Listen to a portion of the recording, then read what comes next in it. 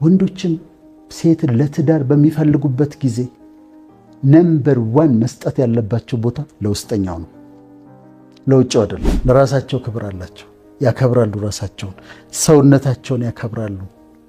የሆነ ሰውዬ ራት ጋብዞ መኝታ ቤት ይዟት አይገባም። አንዳንድ ሴቶች እኔን አሽከራቸው ያደርጉኛል። ባሏ በአደባባይ በተቀመጠ ጊዜ አያፍርም ይላል። ባሏ በአደባባይ የተቀመጠ ጊዜ ይከብራል። ደስተኛ ነኝ፣ ትፍለቀለቃለች። ለምን እንደሆነ ታውቂያለሽ? ያለኝ ይበቃኛል ያለች ሴት ነች። የሴቶችን ውስጣዊ ውበትም በ7 ነጥቦች አስቀምጣለሁ። አንደኛ ፖላይት የሆነች ሴት፣ ሰው አክባሪ ውስጣዊ ውበት ነው ብዬ አምናለሁ። ማለት ሁሉን የምታከብር ዝቅ ብላ ነው ያለ ነው ብላ የምታሰበውንም ሰው የምታከብር፣ የሚያስተናግዳትን ዌይተር የምታከብር፣ እንትን አድርገው ብና ማትል ግን አክብራ የምታናገር፣ ቤቷን የሚጠብቀውን ጥበቃ የምታከብር፣ ለሁሉ ፖላይት የሆነች ሴት ውብ ነች። ስርዓት ያላት ሰው ስታናገር ሰውን የምታከብር ፖላይት የሆነችን ሴት በጣም ውበት ነው ብዬ አምናለሁ። አንዳንድ ሴቶች እኔን አሽከራቸው ያደርጉኛል። አስረዳሻለሁ ማለት እንደሆነ ከስነ ስርዓታቸው የተነሳ ከሚናገሩበት ትህትና የተነሳ አንዴ ካገኘኋቸው በኋላ ሲደውሉ አነሳለሁ ስልክ። ቢዚ በሆን እንኳን የእነሱን ስልክ አነሳለሁ። ገዝተውኛል። ላገኘህ ሲሉኝ የፈለገ ቢዚ በሆን ጊዜ አመቻችቼ ያገኛቸዋለሁ። ሰው አገኝልኝ ሲሉኝ አገኝላቸዋለሁ። ለመሰለሽ የሆነ ስታተሳቸው አይደለም፣ የሆነ ገንዘብ ያላት ሴት ባለስልጣን ሴት ምናምን አይደለም። እኔ ሰው እኩል ነው በእኔ ፊት፣ በገንዘብ በስልጣን ምናምን አላስተያየም። ግን አቀራረባቸው፣ ፖላይትነታቸው ለእኔ ብቻ አይደለም፣ እኔን ሊያከብሩኝ ይችላሉ። አብሬያቸው ሻይ ልጠጣ ተቀምጬ የሚያስተናግደውን ሰው እንዴት እንደምታወራው አያታለሁ። ከሷ ያነሰ የሚመስሉ ሰዎችን የቤት አጋዦቻቸውን ሰራተኛ በተለምዶ የምንለውን እንዴት እንደሚያናግሯቸው አያለሁ። እና እንደዛ ፖላይት የሆኑ ስርዓት ያላቸው ሰው አክባሪ ሴቶች በቃ አሽከራቸው ነው የሚያደርጉ። ምክንያቱም ውብ ነው፣ በጣም ያምራል። ይሄ ትቢት ሲሆን እንደዚህ ነው የማያምረው ሴቶች ላይ። እችኛዋ ግን በቃ ፖላይት ሆነው ስርዓት ያላቸው ሲሆኑ በጣም ያምራል። ሁለተኛ የማስቀምጠው ሰልፍ ሪስፔክት ያላቸው፣ ራሳቸውን የሚያከብሩ ቁጥቦች። ምን ማለት ነው? ዝም ብለው በተጋበዙበት አይገኙም። ዝም ብለው በየካፌው ምናምን ተሰብስበው ሲስቁ አታገኛቸው። እነዚህ ሴቶች ለራሳቸው ክብር አላቸው፣ ያከብራሉ፣ ራሳቸውን ሰውነታቸውን ያከብራሉ። የሆነ ሰውዬ ራት ጋብዞ መኝታ ቤት ይዟት አይገባም፣ አይቻልም። እንኳን መኝታ ቤት ልትገባ እጇን ለመንካት ጊዜ ይፈጃል። እጇን እንደዚህ ለመንካት ጊዜ ይፈጃል። ለምን? ሰውነቷን ታከብራለች፣ ማንነቷን ታከብራለች። እና በነገራችን ላይ ወንዶች ደግሞ እንዲህ አይነት ሴቶችን ይወዳሉ። ወንዶች እንዲህ አይነት ሴቶችን በጣም ይወዳሉ፣ ራሳቸውን የሚያከብሩ። ቃል ጋብዘሽ እሺ የምትል አይደለችም፣ እራት እንውጣ እሺ የምትል አይደለችም። አስባበት ምናምን ኮንሲደር አድርጋ ነውና ሰልፍ ሪስፔክት አላቸው። ሰውነታቸውን ያከብራሉ፣ ማንነታቸውን ያከብራሉ፣ ቁጥቦች ናቸው፣ ሪዘርቭድ ናቸው። እና እነዚህ በጣም የውስጥ ውበት ነው ብዬ አምናለሁ። ሶስተኛ አስተዋይ የሆኑ ሴቶች። አስተዋይ የሆኑ ሴቶች የውስጥ ውበት አላቸው። አርቀው ነው የሚያዩት፣ ሩቅ ነው የሚያዩት። አሁን ለምሳሌ ሴቶች የሚታሙበት ገንዘብ ያለው ወንድ ይወዳሉ ይባላል። የተወሰኑ ሴቶች፣ ሁሉንም አይደለም።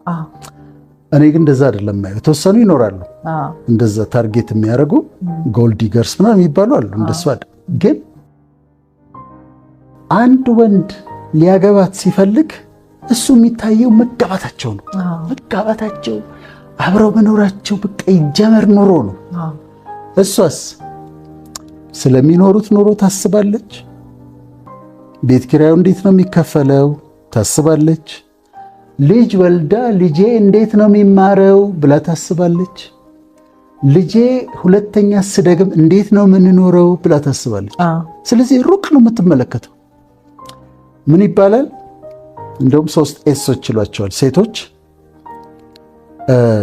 ሴኪሪቲ፣ ሴፍቲ፣ ስታቢሊቲ ይፈልጋሉ ከወንድ። ሴኪውርድ መሆን መኖር መቻላቸውን ለነሱ ብቻ አይደለም ለሚወልዱት ልጆች መኖር መቻላቸውን ማወቅ ይፈልጋሉ። ከዛ ሴፍ መሆን ጉዳት የሌለበት ቦታ ውስጥ መግባታቸውን ማየት ይፈልጋሉ። ስቴብል ህይወት ውስጥ መግባት ይፈልጋሉ። ስለዚህ አሁን ወንዱ መጣ፣ ደሞዝ አለው፣ ወዷታል፣ ሊያገባት ፈለገ። ከዛ እሷ ታስባለች እንዴት ነው የምንኖረው? ቤቱ እንዴት ነው የሚሆነው? ልጆቻችን እንዴት ነው የሚሆነው ስትል ገንዘብ ያለው ሰው ፈልገሽ ነው ይላታል። አይደለም ወይ አብረው የሚያድጉበት ፖሲቢሊቲ እንዳለ ካየች አብረን እናድጋለን የሚል ሐሳብ ከመጣበት ትቀበለዋለች። ያለበለዚያ ሴኪዩሪቲ፣ ሴፍቲ፣ ስታቢሊቲ ይፈልጋሉ። አስተማማኝ የሆነ ደህንነቱ የተጠበቀ ህይወት ይፈልጋሉ። ለምንድን ነው? አስተዋይ ስለሆኑ ነው። ይሄ አስተዋይነታቸው ከወንድ ይልቅ የላቀ እንደሆነ ይታወቃል። ስለዚህ 3ኛ ማስቀምጠው አስተዋይነት ነው። 4ኛ ዊዝደም ነው፣ የውስጥ ጥበብ ለሴት ልጅ ዊዝደም፣ ጥበበኛ የሆነች ምሳሌ 31 ላይ ያለች አንዲት ሴት ስራዋን የምትሰራ ትፈትላለች፣ ትደክማለች፣ ልጆቿን ትመግባለች፣ ምን ትላለች እና ባሏ በአደባባይ በተቀመጠ ጊዜ አያፍርም ይላል። ባሏ በአደባባይ የተቀመጠ ጊዜ ይከብራል። ጥበበኛ ነች። ቤት በጥበብ ይሰራል። እሳት ለብሶ እሳት ጎርሶ ሲመጣ ባሏ ውሃ ማድረግ ታውቅበታል። እንዴት አንድ እንደምታደርገው ታውቃለች። ውሃ ታደርገዋለች እና ዊዝደም አላት። ቤቷን ማኔጅ ታደርጋለች። ቤቷን ታስተዳድራለች። በጥበብ ትናገራለች። ችግሮችን የመፍታት ችሎታ አላት። ይሄ ኢነር ቢዩቲ ነው፣ ዊዝደም። 5ኛው ሪስፖንሲቢሊቲ ነው፣ ኃላፊነትን መውሰድ። ለቤቷ ኃላፊነት ትወስዳለች። ለኑሮዋ ኃላፊነት ትወስዳለች። እኔ የሚመስለኝ አሁን ወንድ አለ፣ ሴት አለች፣ የሥራ ኃላፊነት አላቸው እና ለምሳሌ 2-3 አጋዦች አሉ እንበል ቤት ውስጥ የሚያግዟቸው።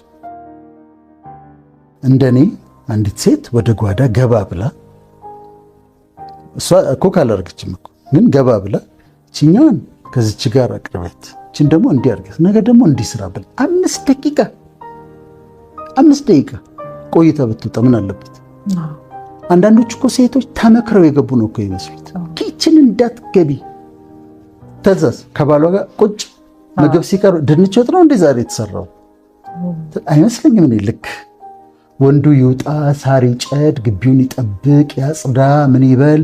እሷ ደግሞ ቢኖራትም ሌሎች ቢሆኑ የሚሰሩት ትንሽ ገባ ብሎ ምንድን ነው የተሰራው እንዲያርገት ይችን ከዚህ ጋር ብትል በጣም አሪፍ ይመስለኛል።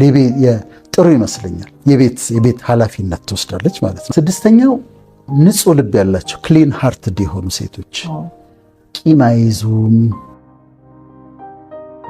የዛሬ 10 ዓመት የአንተ እናት እንዲህ ብለው ተናግረውኝ ሲጣሉ እንትን ዶክመንት አያወጡም።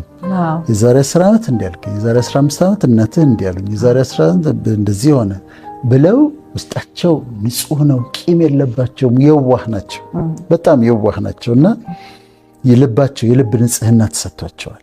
ከዚህ ጋር ደግሞ ሌላው ይሄ ውበት ነው። መንፈሳዊነትም ውበት ነው። እግዚአብሔርን የምትፈራ ነች። አምላኳን የምትፈልግ ነች። ክርስቲያን ከሆነች ቤተ ክርስቲያን ትሄዳለች። ሙስሊም ከሆነች ወደ መስጊድ ትሄዳለች። ፈጣሪዋን ትፈልጋለች። ፈጣሪዋን ወደ ቤቷ እንዲባርክ ትጠይቃለች። ይሄ ውበት ነው፣ በጣም ውበት ነው። ስፒሪቹዋል ሲሆኑ ይሄ ቾይስ ነው፣ ግን ውበት ግን ነው፣ ውስጣዊ ውበት ነው። የመጨረሻው 7ኛው ማስቀምጠው ባላት ነገር ደስተኛ ነች፣ ፍልቅልቅ ነች። ለዚህ ያላገባች ሴት ነች እንበል። ሰው ሰርቪስ ቤት ነው ተከራይታ የምትኖረው። ሰርቪስ ቤት ውስጥ ንጹህ ነው። አልጋዋ የተነጠፈች ነች። ቡና ማፊያ እዛ ጋ አለ። እዚች ጋ እንጀራ መሶብ አለች። እዛች ጋ ወጥ የምትሰራባት አለች። ደስተኛ ነች፣ ትፍለቀለቃለች። ለምን እንደሆነ ታውቂያለሽ? ያለኝ ይበቃኛል ያለች ሴት ነች። በትዳር ውስጥም ካለች ያችን ቤቷን አሳምራ አጽድታ ምን አርጋ አስተካክላ አታወዳድርም ከሌላ ሰው ጋር። እኔ አንድ ምሳሌ እሰጣለሁ። እንዲህ ሰርቪስ ውስጥ የምትኖር ሴት ጎረቤት ተጋብዛ ሄደች። ጎረቤት እንዲህ አሁን እሷ ሰርቪስ አንድ ክፍል ውስጥ ነው የምትኖር። ጎረቤት ስትይ ግቢው ስፋቱ 3 መኪና ቆሟል። ቤት ውስጥ ስትገባ ሳሎኑ እኮ በቃ ኳስ ያጫውታል። ትልቅ ቴሌቪዥን ግድግዳው ላይ አለ። ደግሞ ሴቶች ኪችን ይወዳሉ። ኪችን ስትገባ ነጭ ካቢኔት፣ ትልቅ በጣም የሚያምር መኝታ ቤታቸው ስፋቱ። አሁን ራሷን የምታወዳድር ሴት ከሆነች ወደ ቤቷ ስትመለስ ይከፋታል፣ ዳውን ትሆናለች። ራሷን የማታወዳድር ከሆነ ግን ያ የነሱ ይሄ የኔ ቤቴ አልጋዬ ገበታዬ ብላ እግዚአብሔር በሰጣት ኑሮ ተደስታ ደስ ብሏት ፍልቅልቅ ሆና የምትኖር ሴት ነች። ይሄ ውስጥ ውበት ነው። ከዛ ኮምፕሌን አታረግበትም። ባልም ካለ እሱ የሆነ ተአምር አምጥቶ ገንዘብ ካላመጣ ያለው ማኔጅ አርጋ አስደስታ ምናምን ታረጋለች እንጂ በቃ ኦቨር ኤክስፔክት አታረግበትም። እኔ ማውቃት አንድ ሴት ነበረችና ቤቷ ድንገት እንሄዳለን። ብዙ ኑሮ ያላት አይደለችም። ረክቡ ትላለች እና ኪችን ትገባና እንጀራ ታወጣለች። እንጀራ አንድ እንጀራ እንደዚህ ታረግና መሃሉ ላይ በርበሬ በምናምን በዘይት እንዲቀብታ እንዴት አረግና ብሉ ትላለች። ብሉ ግብዣ ነው። ባይሉ ሻይ ደግሞ ይፈላል። ያላት ምንድን ነው? እንጀራ በርበሬ ነው። ግን ደስተኛ ፍልቅልቅ ቤቷ መሄድ ደስ ይለናል።